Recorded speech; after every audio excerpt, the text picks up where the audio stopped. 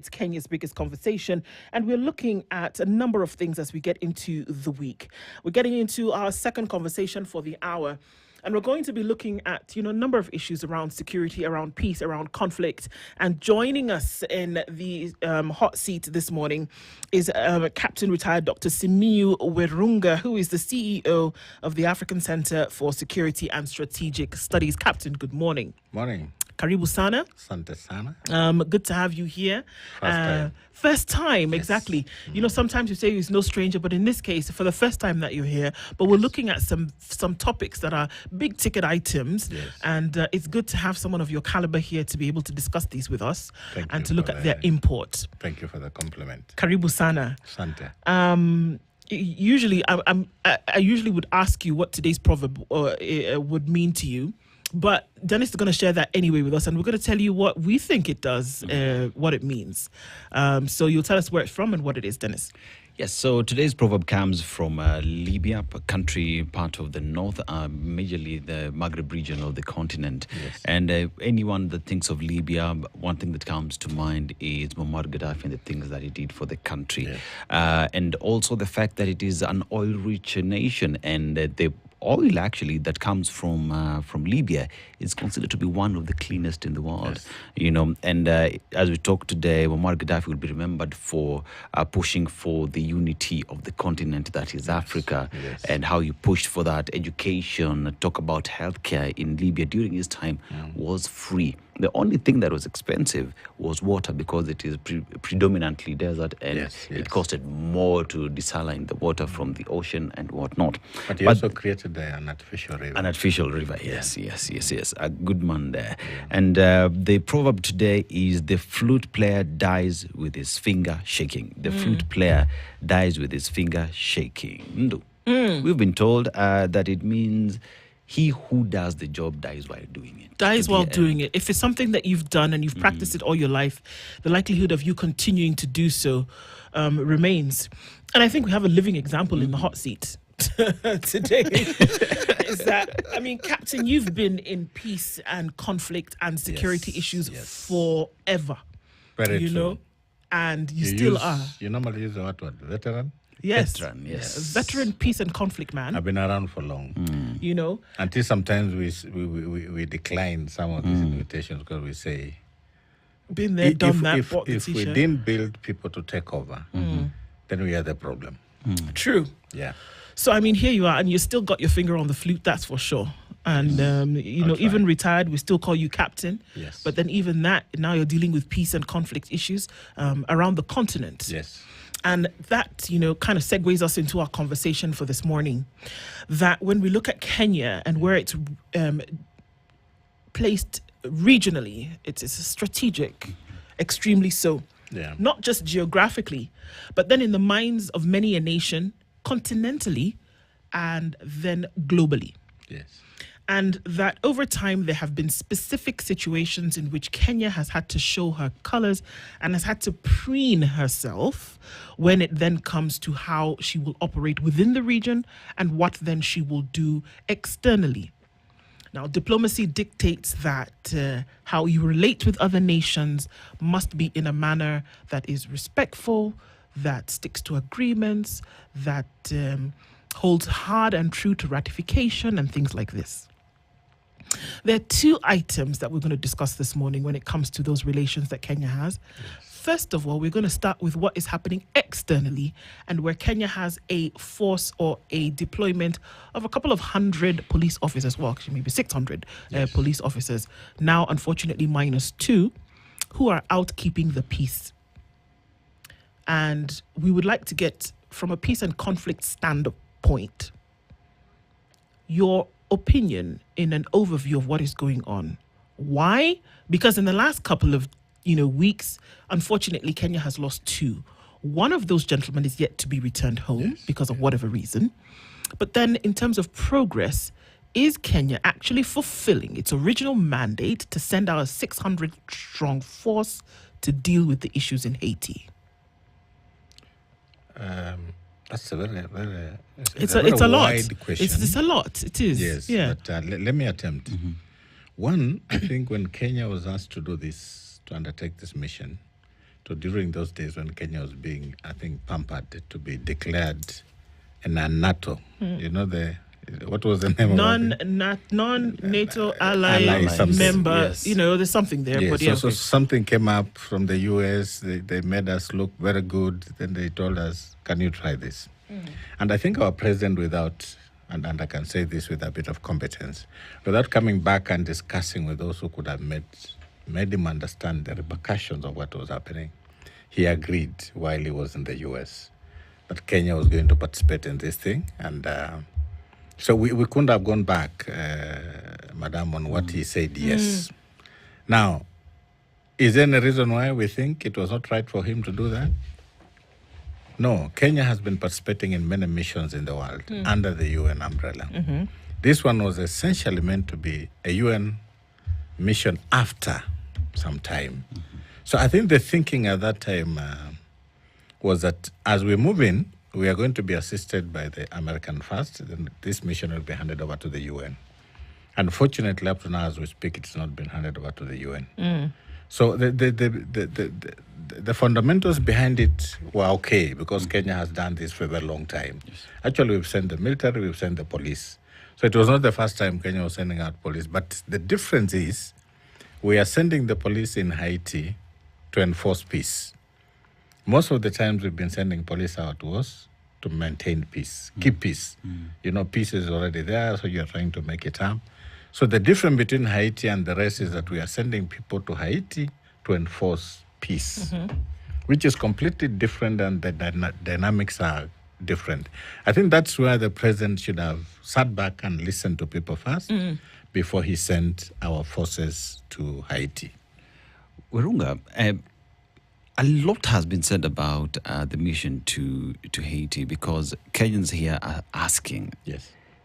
is that our priority? Because back home, we are still being attacked by the Al-Shabaab. Our streets are not safe. I cannot get the guarantee that I can walk in the streets of Nairobi and get to my home. Why not secure the country first before you go to Haiti? And that question seems no one really bothers to respond to. Let me attempt to respond.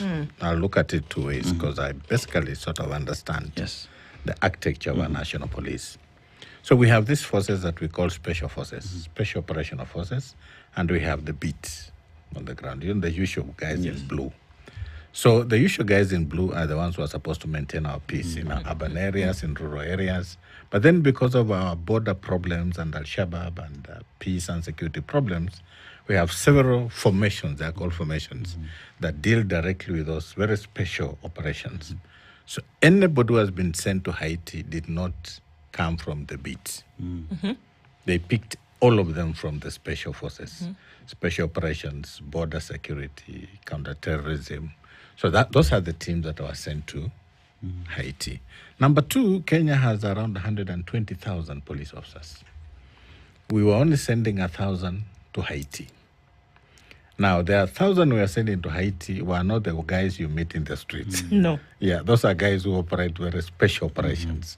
So my understanding is, I don't think that was a dent to what we needed to do. Because when you look at the UN ratio, Kenya police and the UN standard, we are normally told one policeman to 450. Kenya, I think we were around there, 500 and something. In fact, we have a large police service.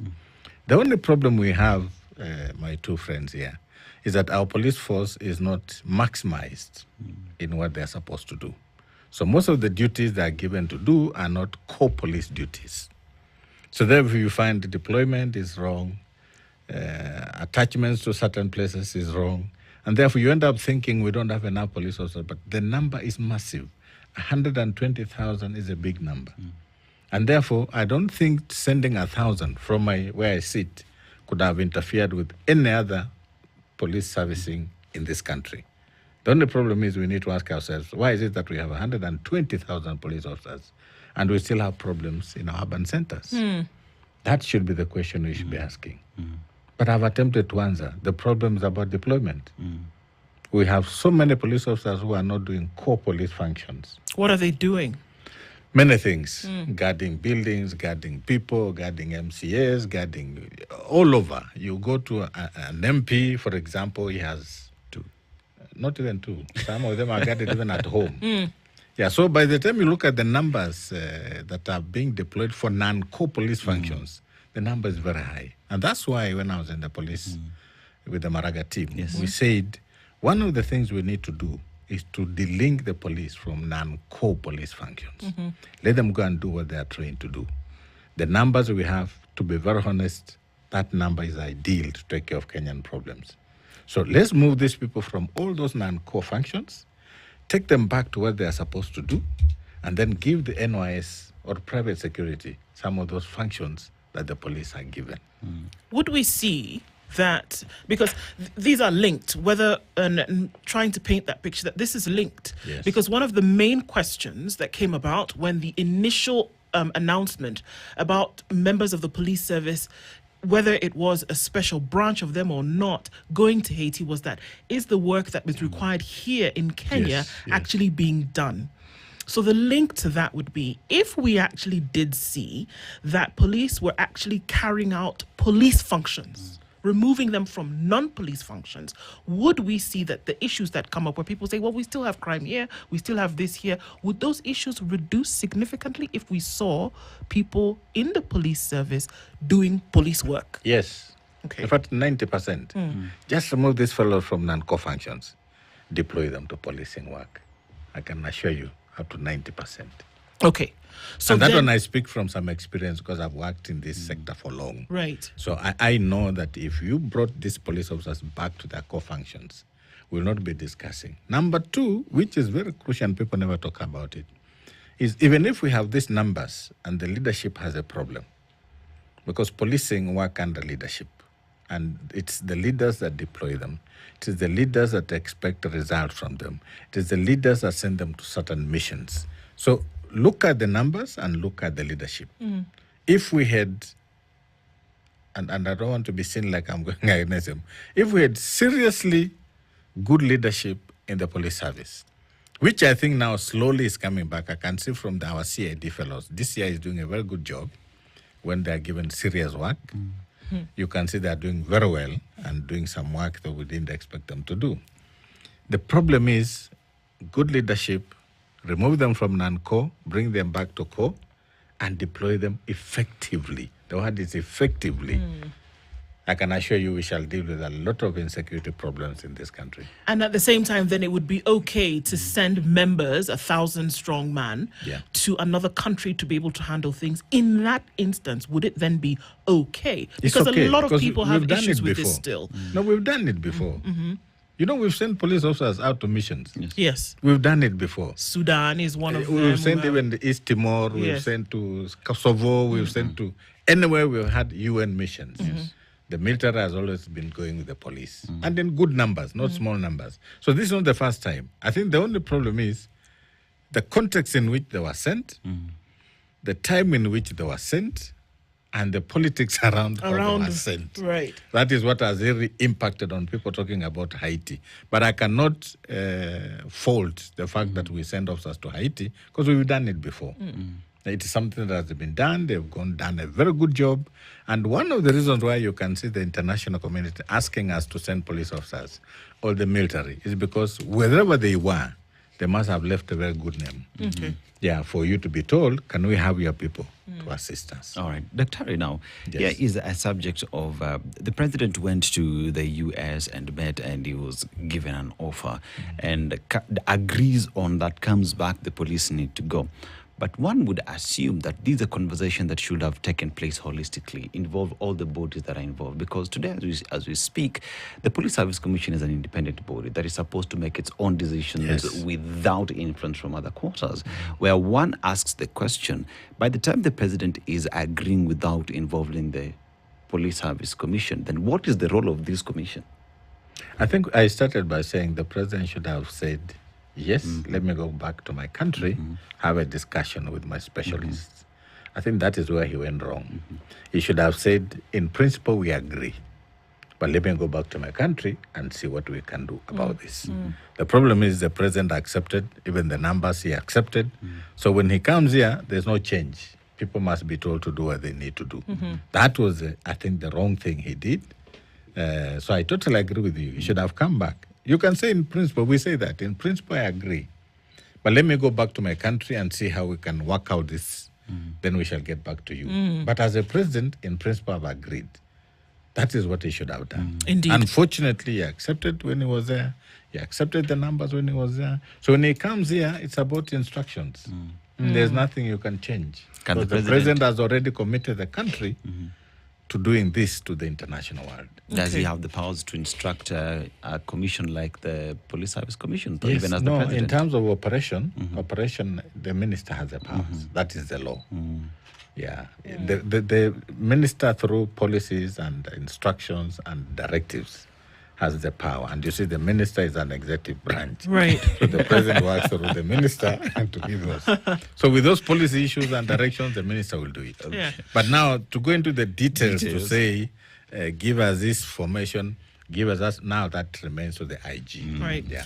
So even with hardcore operations like military intervention, like what we see happening with a lot of the conflicts in the world, that usually we would imagine that it's not wrapped around by the ribbon of politics, but it is. Whether those are global politics, regional politics, Yes. or the national politics. It happens, whether we like it or not. Now, in this case, it was very clear to us what was happening.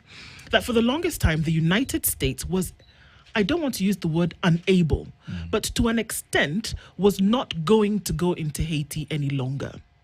That is what was grabbing the geopolitical agenda at the time. And that what they essentially said was, I mean, to use colloquialism, tumeshindwa, right? We need someone else who is going to then be able to give their help, because the control of Haiti, rather, peace maintenance in Haiti is an advantage to very many nations in that region, the United States being one of them. They Yes, need yes, Haiti yes, to be in a place of peace. Many would say that it was for the continued extraction of certain resources, or many would say that it was just needed for the dominant control that the United States normally enjoys, and that they needed somebody who was going to fulfill the agenda. The political card starts to play there. Now, in that, there was also the time where Kenya, according to what we saw, needed to play buddy-buddy with the United States. So anything that the United States said at the time, Kenya was going to be very willing to go along and say, well, if this is what the United States needs, we are going to give it. We cannot run away from the Very the true. real politic that was Yes. playing out at that time. Very true. And that on the altar of that real politic, this 1,000-man strong force then was sacrificed. Not really sacrifice. I'm still using it Yes, in this okay, political okay. play here. That they were, rather, let me use not sacrifice, they were the currency for which this buddy-buddy relationship between the United States and Kenya needed to happen. Yes. Whether the United States saw that was a totally different question, but it looked as though that is what was coming in from the Kenyan side. Now, when it comes to the hardcore military peace and conflict issues, does politics have an everlasting bearing on what would essentially happen when we come back and say Kenya should have come back and had a conversation with its people about whether this was okay? Should that happen? Yeah, but that must be Taking this politics into that consideration. must be underpinned by very serious issues in our country. I want to repeat it, and like I say, I'm not anybody's keeper. The truth is, there are 7 countries now in Haiti. Kenya is one of the 7, and the 7 of them agreed. And I'll give you who they are. Small countries, but there are 7. Yes. So we have Belize, we have Jamaica, we have Guatemala, we have El Salvador, we have Kenya, and which is the other one? Bahamas. Those are 7 countries. As we speak, all of them have deployed their small numbers. Yes. Kenya, I think, had the biggest number, 1,000. As we speak, Kenya has not done full to 1,000. I think Still that at 600. No, they're beyond 600, yeah. but they are not yet 1,000. 1,000, okay. But the remainder of the 1,000 are already trained and ready to go. So this is what has been happening. So the U.S. has been in Haiti not once. When you look at the history of Haiti, U.S. has been there. At one time, they were there for 20 years. Yes. Yes. They were chased away. France tried many years through those funny papa, the baby. Out. They were out. So I think without looking at exactly why the president said yes, Because Haiti was not a walk in the park. And our president should have thought twice. Like I said, in principle, we agree. Let's go and see how it can be done. I think he was also looking at it in terms of our economics. You know, when you have this kind of deployment, there's also money coming to the government. It's a lot of money coming to the government. So I think at some point he looked at it in two ways. Yes, we shall get some money as a country. Our officers will get some money. And to me, the economics of the deployment played a major role in the president's decision to send our troops there. But I still go back. It was an economic decision? I think it was majorly economics driven. What is the country going to benefit from this? And the countries normally benefit. When you look at most of countries that contribute troops to UN missions, they get a lot of money from the UN directly to their coffers and then to the departments of defense. And I think the economics of our country at that time played a role in the president accepting quickly to send our troops to Haiti. And we can't run away from that reality even as we go to a break, because if we look at the list here, Belize, Jamaica, Guatemala, El Salvador, and the Bahamas are also countries who could do well with a bit of a pretty penny coming in from the United States, could they not? And it doesn't, it's clear what could be happening here. But you see, when the issue of money changed, we shall discuss that. The issue of who is contributing, who is paying, has changed. And we're going to talk a little bit about that when we come back from the break, as well as go into now closer regional peace and conflict issues around the whole Sudan issue. We're going to come back and we'll say, okay, so who's paying? Who's paying for these countries to be in Haiti, and what kind of mark do we see will be left on that when the day is done? So we'll continue with that conversation when we come back from this break. The captain retired Dr. Simiu Werunga is the CEO of the African Center for Security and Strategic Studies, and we're looking at some of these peace and conflict areas, Haiti being one of them. We'll come back and talk about the money when we come back from this, as well as look into the region. A lot is happening in Sudan. Darfur is still a hot spot. We'll find out what's happening there with that. At 28 minutes to 9. Good morning.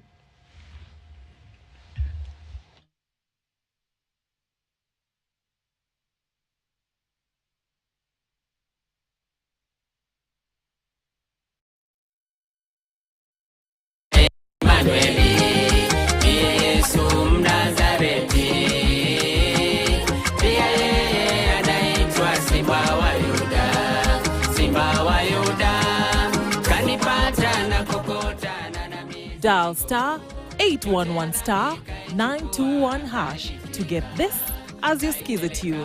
KTN, your home. Can I change your name? To what? Mine. Baby, can't a girl just dream? Madam, nisimi naenda sama mdomo? Itakuzaba makofi milioni moja we. Mbona unataka kuleta visirani kazini kwangu?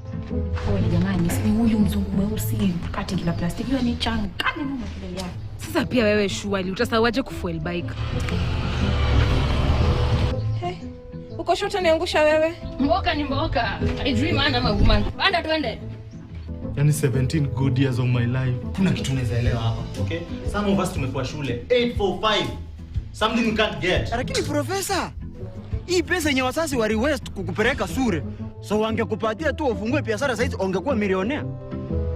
I know you can walk, but imagine cruising in this beautiful car. Wow, you're such a smart guy. Eish, walai. Chafu waipakwi rangi. Hello.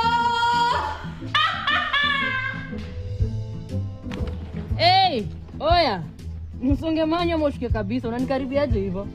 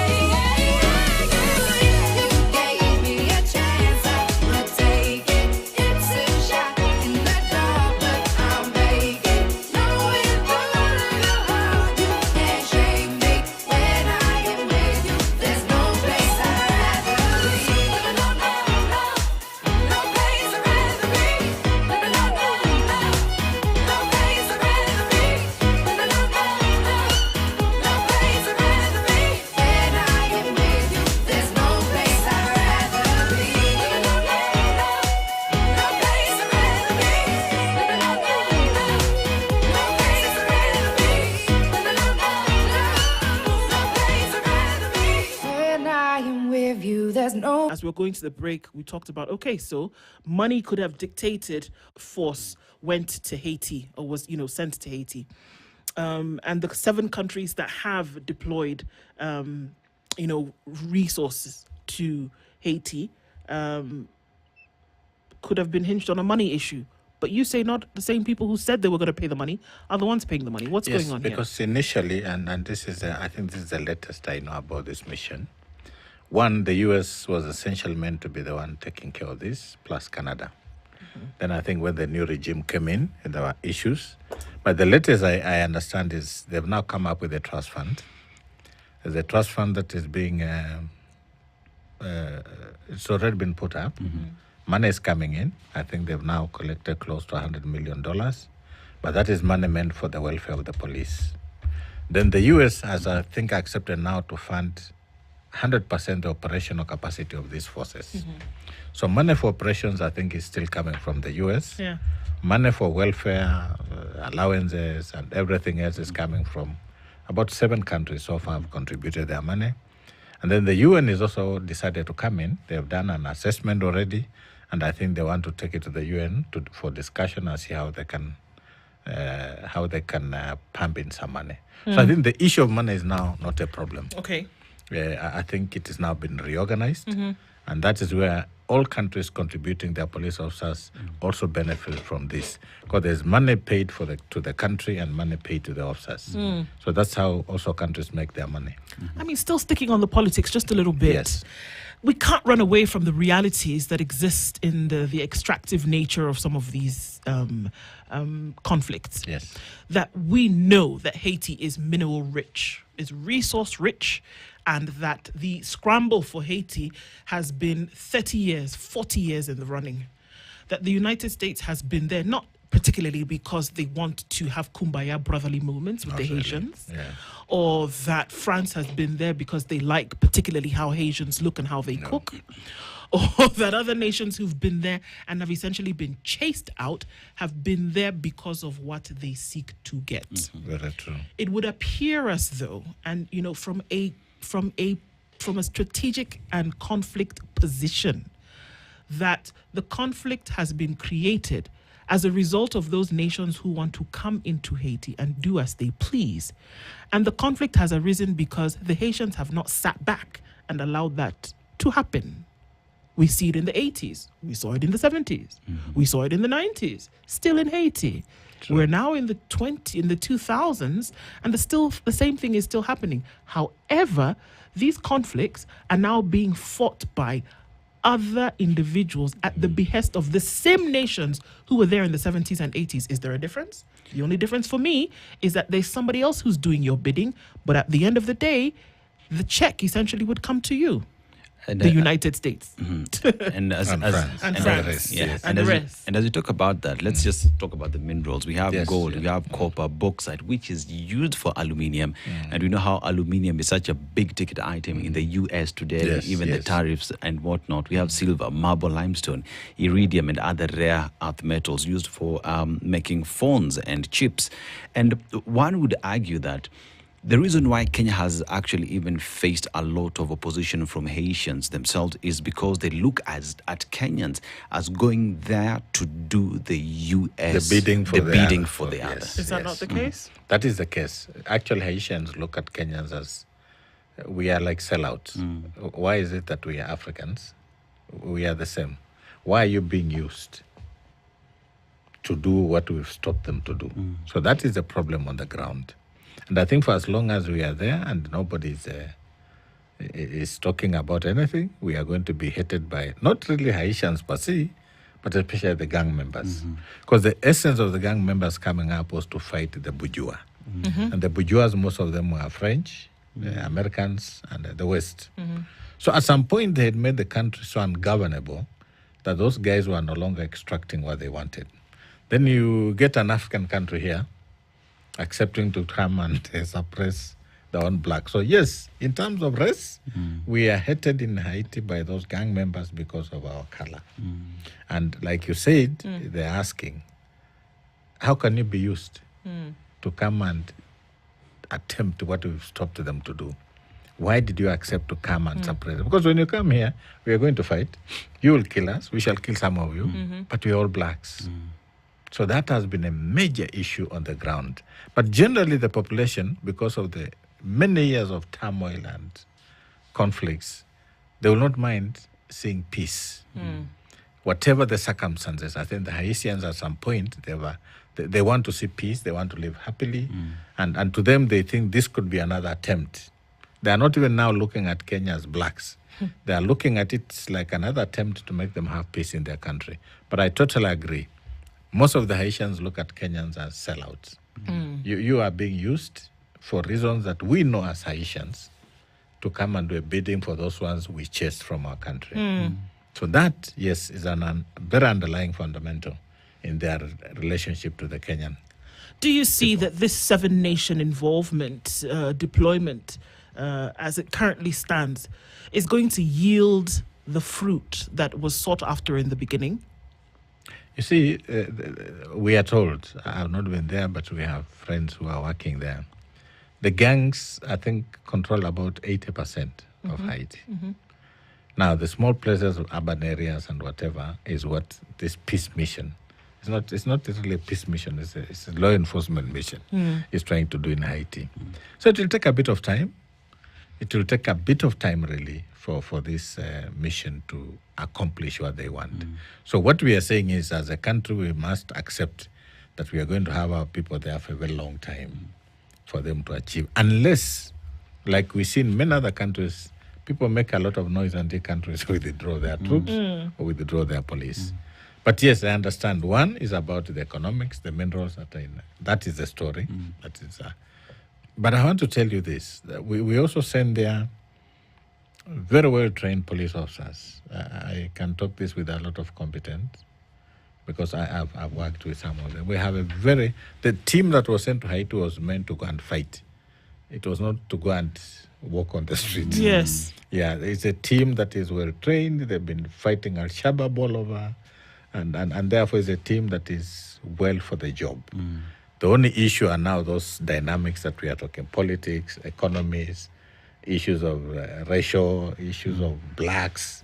But generally our police that was sent there was very effective. Would the Kenyan officers in Haiti today have received a different welcoming or opposition, if any, if it was a motion that was pushed by, say, Kenya and the African Union itself to go help Haiti get the peace that they need, as opposed to U.S. backing this mission? You see, let me tell you one thing, and I think this is what people need to know. The Haitian government had not asked for this assistance. No, they hadn't. Interestingly enough, they were continuing with their business. They were fighting, dying, and moving on. Then Uncle Sam felt that we need to change things for reasons we've just discussed. So if they didn't ask for it, how can we even change their thinking about Kenya? However good we could be in terms of our relations, in terms of our, it's called what, CSR? Yes. Community, whatever. So long as we didn't ask the Haitian people for their okay for us to go there, it will also be an issue until at some point where if we are able to buy their hearts and souls, then they can change. But you see, we need to see from where we started. Yes. We are brought in by Uncle Sam, who the Haitians themselves don't like.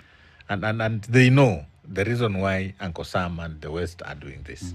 So I don't think we can change the thinking, but I'm told on the ground, Haitians really feel that this mission could be their saving grace to see how they can live in peace.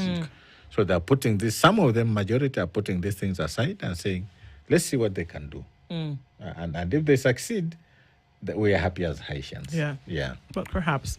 All right. I mean, it's good to see, and it's one to watch for sure in terms of what's going to happen over the next couple of months. Because, I mean, that law enforcement mission, as it were, is going to be there for the next foreseeable future. For some time, Indeed.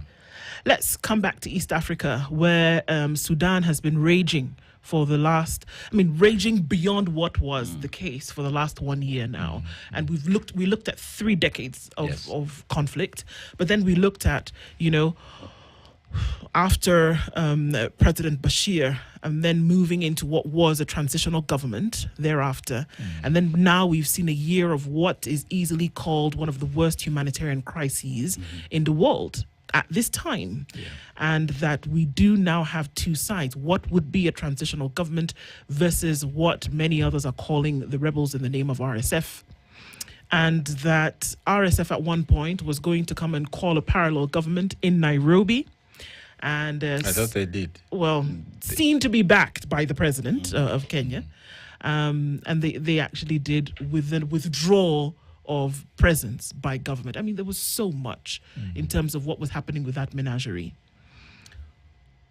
We see now that the conflict then has casualties, sadly now, that will be brought to the doorstep of Kenya in the name of a pilot who was killed in one of the warfare attacks in the beginning of this month. An overview of what is happening in Sudan at the moment. Kenya's role previously as a mediator, but then now Kenya seems to be taking sides in terms of what happens moving forward. Is it a safe position for Kenya to be taking sides in this conflict, if that is beyond perception? Not at all. Not at all. I think that is one of the serious miscalculations this government did. And it's not one. Look at DRC. We were seen to be taking sides. There's a problem about our Ministry of Foreign Affairs that is actually making some of us squirm. Because Kenya for a long time has been an anchor nation. Anchor nation means people will always look at you to see whatever you are doing.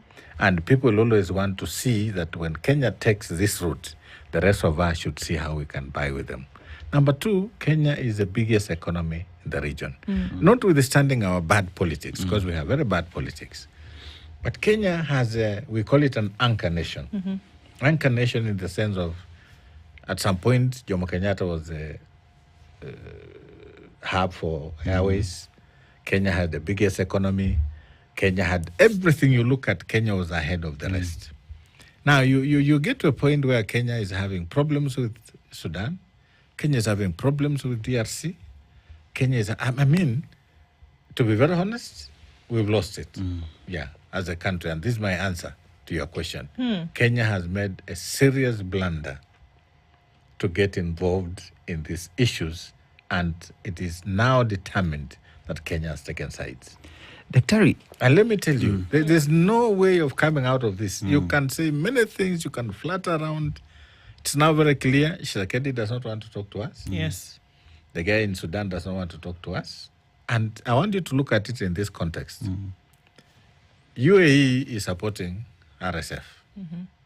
UAE has a problem with Qatar, with Saudi Arabia, with Turkey in Somalia. Now, you I hope you get my gist. Yes, yeah. So it's not a simple thing. It's not a simple thing that we can just say, okay, we back off. It is something we've entered as a country that is going to bite us for a very long time. Because it's not about Kenya and Sudan. It's about Kenya and other countries that have interests in the region. And when you enter into something like this without thinking, I think that was the biggest blunder we made. And at some point I was telling people we need to have a discussion. I'm happy you've asked me this question. Kenya's role in the two conflicts has had a very serious negative impact on our country. And I don't think we are going to recover soon, because now nobody can look at Kenya as a honest mediator. Nobody will listen to us. There's no way you can say you want to send our troops for peacekeeping, for example, in Sudan or in DRC. They are there because of East African Community, UN. But Kenya, we've lost it. On this one, two of this, we've lost it. And I think that is where we normally say, when you want to have a country that has a stable foreign policy, you also need to have very seasoned diplomats running our ministries, because they understand international politics. They understand the dynamics of international politics. They understand the region. Right now, Kenya has been an anchor for a long time. Now we see Ethiopia, even with its problems, is taking over. Uganda with some army, they think they're the biggest army in the region. They want to flex. They're now in South Sudan. They're assisting. You see, we are losing it slowly as a country. And for those of us who travel around the region, we feel so sad because this is about what politicians are doing to our country. And Simi, one would look at whatever is happening and ask where our head is at, because we have a conflict in Sudan. We have a government, you'd say an interim government that is there. Yeah. And Kenya opens its doors to an opponent to come and declare a parallel government in Nairobi.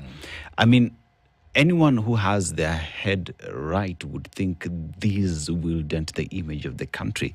But then again, even while at it, you see, this is something that is tied with the highest office in the land.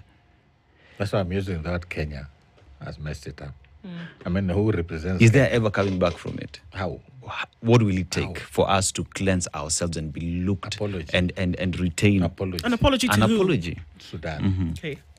Apology to Tshisekedi. And most countries, by the way, they do that quietly. That's called backhand diplomacy. You just make yourself available, go and talk to these people, and then you make sure RSF never appears in Nairobi again.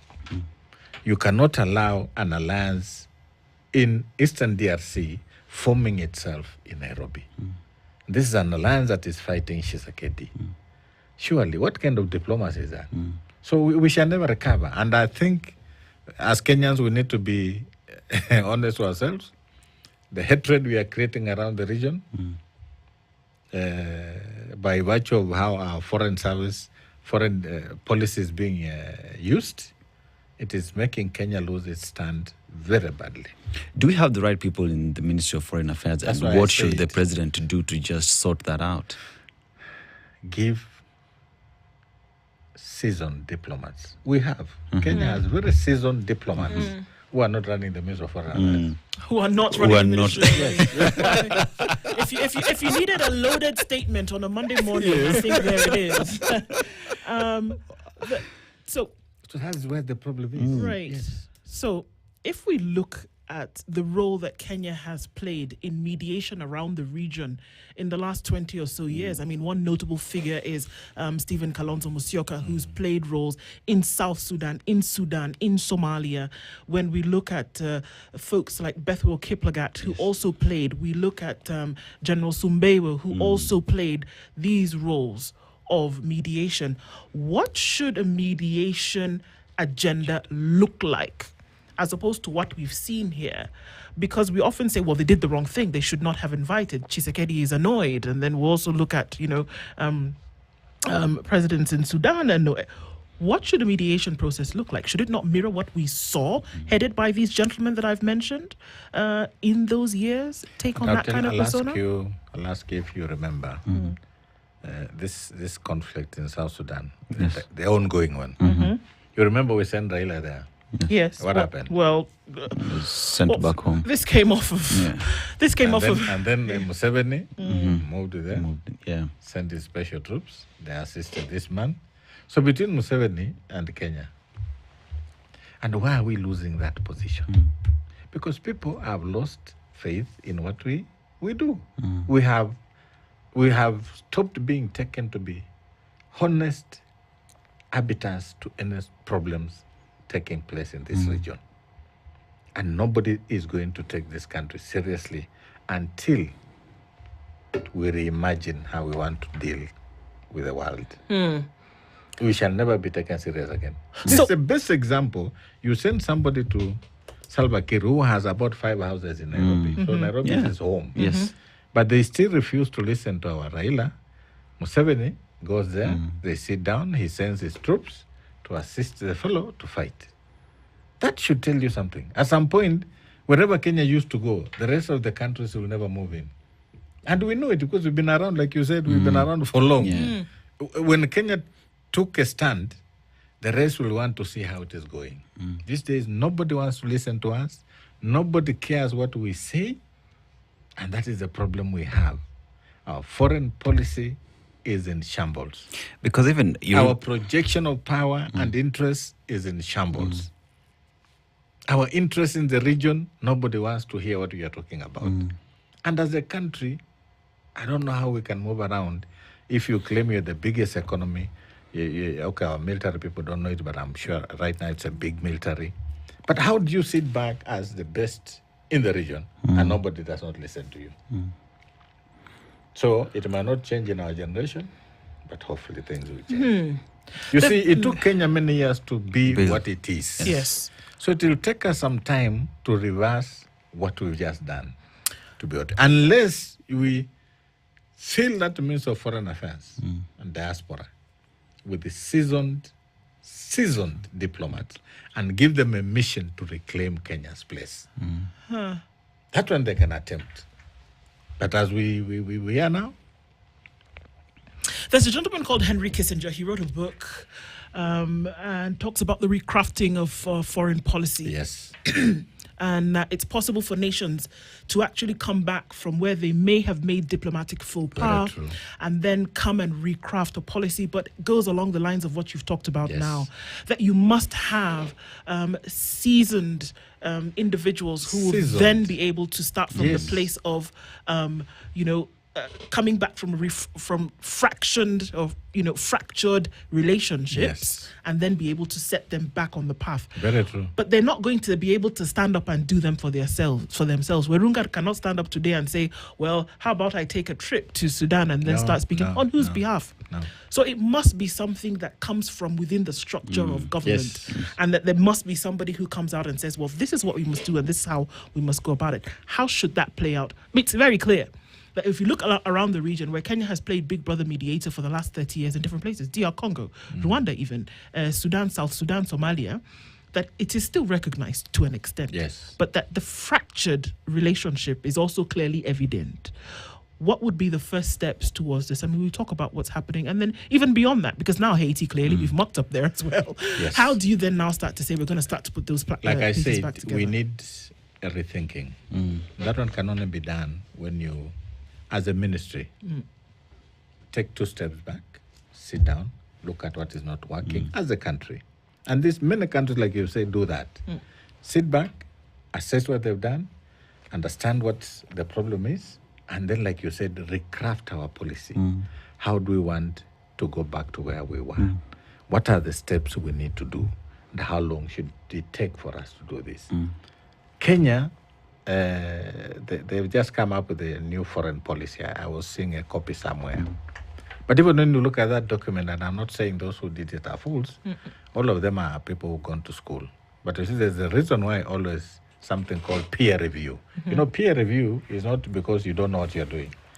You know what you're doing, but give it to people who are like you to tell you that this one, there's something wrong, this one, you did it right.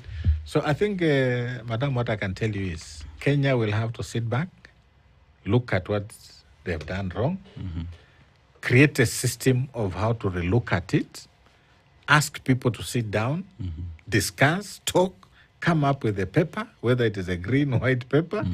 That paper should be discussed thoroughly with the people who understand international relations, and then tell the government this is how we need to move forward. I hear you say that Kenya needs to come up with a clearly defined foreign policy for us to reclaim our position. They already have one, but you see, it's already muddy with this one. And you see, it was just passed the other, and I'm not even sure whether it is already passed or not. But they were working on a policy. But we've already muddied the water. So if I were the PS, for example, I would say, bring that document. Let's relook at it. Let's bring in other people. Before we launch this document, we must recreate our foreign policy. How do we do it? Bring people who have some experience, bring people who have been in the field, bring people who have worked in this foreign relations for a long time. And then they will tell you, Bana PS or Bana Minister, this is how we need to do it. This is what America did. This is what France did. You know, because you quote countries that have been successful. And then you tell them, if we do this way, then slowly we shall reclaim our position. I'm not sure whether they are willing to do that. That's my problem. Indeed. And it's important for us to have these conversations because it's good for people to be in the know. Yes. It's good for us to keep these discourse front and center because we don't just operate in an island, especially with the way global politics happens on a regular basis. So we're glad that you were able to join us this morning to have an eye on Haiti and also with what is happening around the country and in this region specifically. So thank you for being here with us this morning. Really appreciate that. Captain Simiu Werunga has been our guest this hour. Asante sana. Thank you very much. Good morning. Asante. I can live this way.